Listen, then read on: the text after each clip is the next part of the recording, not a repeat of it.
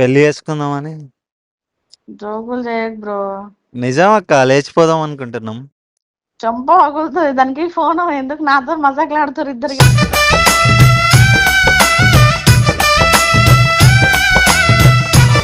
సరే కానీ ఏం చేస్తారు మీరు? చేసుకుంటున్నాం. ఎట్లా చేసుకుంటావు? పిచ్చిలేసిందా నీకు? తాళి కడతాడు అంతే, పెళ్లి అయిపోతుంది అంతే కదరా.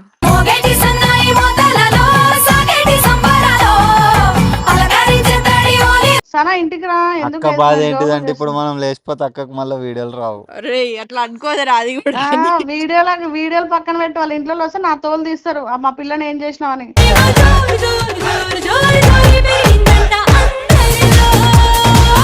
నువ్వు నాటకాలు చేయకసానా, నాకు బూతులు వస్తున్నాయి అర్థమవుతుందా? నా పెళ్లికి నీ అడ్డం నాకెందుకు ఫోన్ చేసినావు సనా? నీకు చెప్పండి కదా, నువ్వు నీ ఇష్టం అయితే నాకెందుకు ఫోన్ చేసినావు?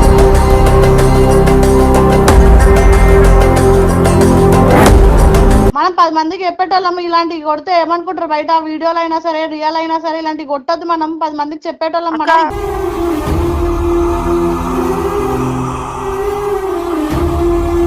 ఇప్పుడు ఎవరైనా మనకు పరిచయం అయింది అనుకో, మనకు ఫ్యామిలీ కూడా వద్దు, ఇదే నా లైఫ్, ఇదే నా జీవితం అన్నట్టు బిహేవ్ చేస్తాం. అట్లా బిహేవ్ చేయకండి. అంతెందుకు నేను కూడా అట్లనే బిహేవ్ చేసి కుడిచిపోయినా, మొత్తం అన్ని కోల్పోయినా.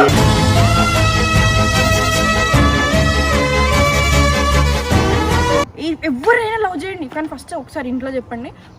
ఒక 1 year అయినా ఒప్పుకోరేమో, కానీ 1 year తర్వాత ఖచ్చితంగా ఒప్పుకుంటారు. వాళ్ళు కూడా మన బాధ అర్థం చేసుకుంటారు, ఎందుకంటే వాళ్ళు మన పేరెంట్స్ కాబట్టి.